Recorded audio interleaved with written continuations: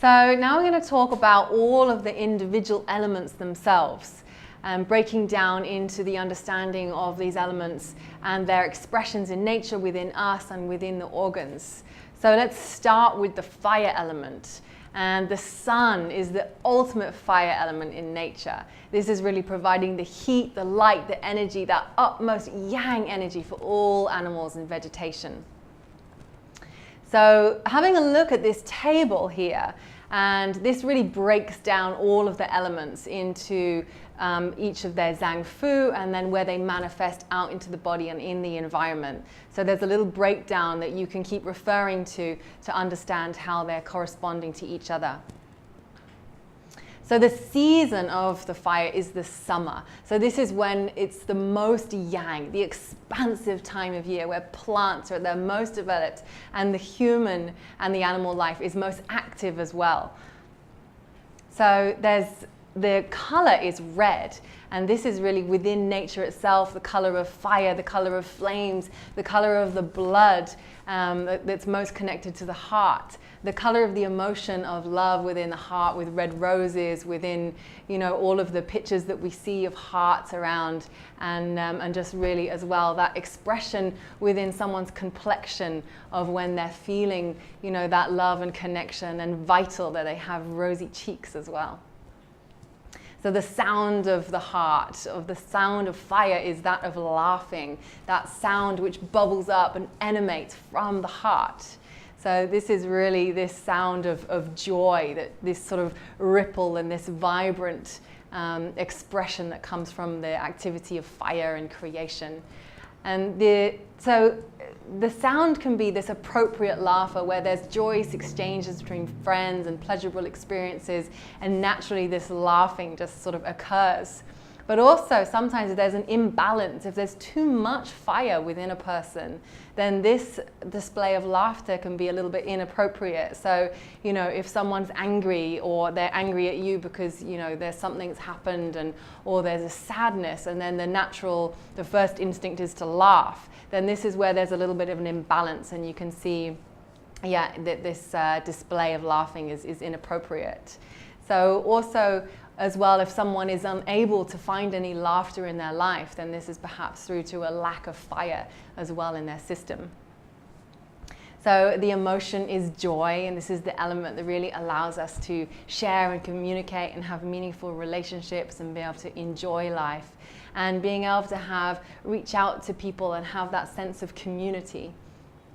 Also, there's a sense of a pathological joy that happens in the human body as well. In a sense of joy can be really nourishing for the system, but also if there's an erratic movement of joy and there's too much excitement and someone is continuously sort of addicted to this need of this excessive amount of joy in their life, then this also can equally unstabilize the fire element and then creates too much fire within the system, creating more of a sort of manic depressive sort of way within someone.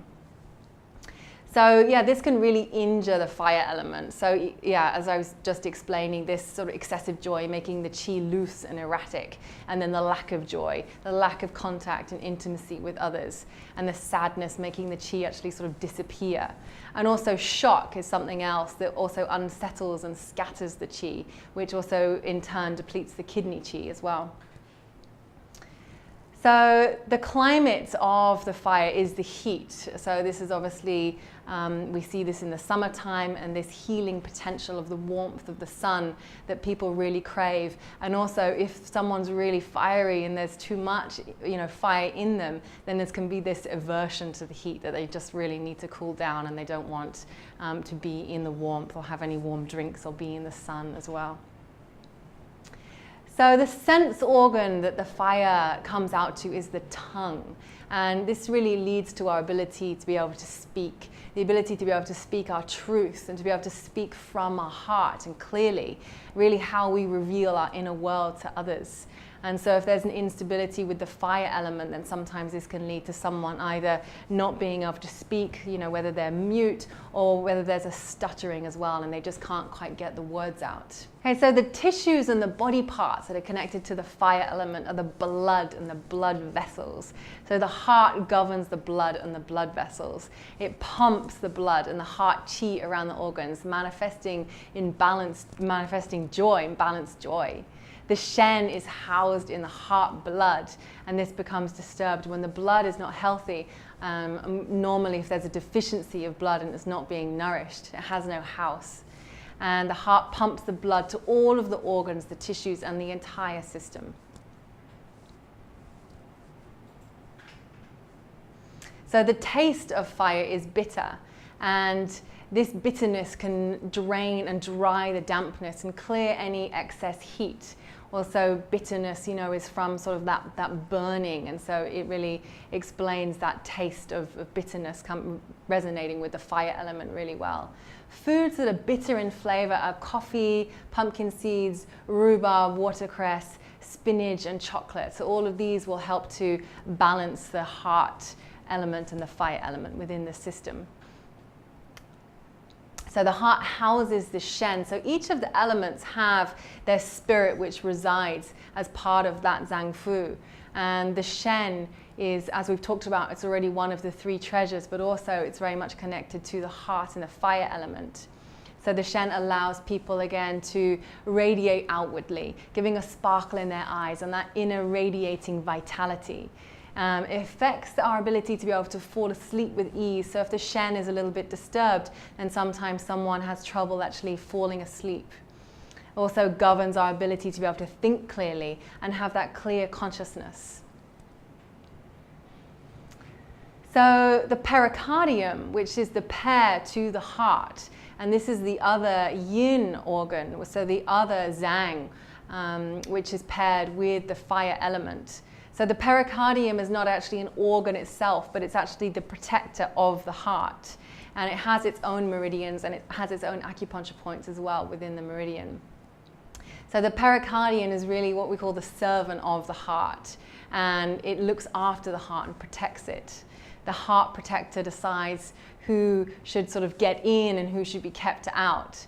And so the heart protector really works like a door or a gate that allows the appropriate people to be kept in and the appropriate people to be kept out. So it's really connected with our relationships on a deep level. So it's very closely connected with the heart. It expresses all the same functions as the heart, manifestations of the heart through the fire element, and also is this external covering protecting the heart. And also it really influences the thorax and the chest area. So yeah, the sort of imbalances of the pericardium can be either this inability to protect the heart from feelings of rejection, or someone can be overly sensitive or easily hurt, someone who's really wearing their heart on their sleeve, and any sensations of oppression in the chest area. So now we're talking about the yang or the fu elements of the fire element. So this is the small intestine and the sanjiao, the small intestine being the yang partner to the heart and the sanjiao being the partner to the pericardium.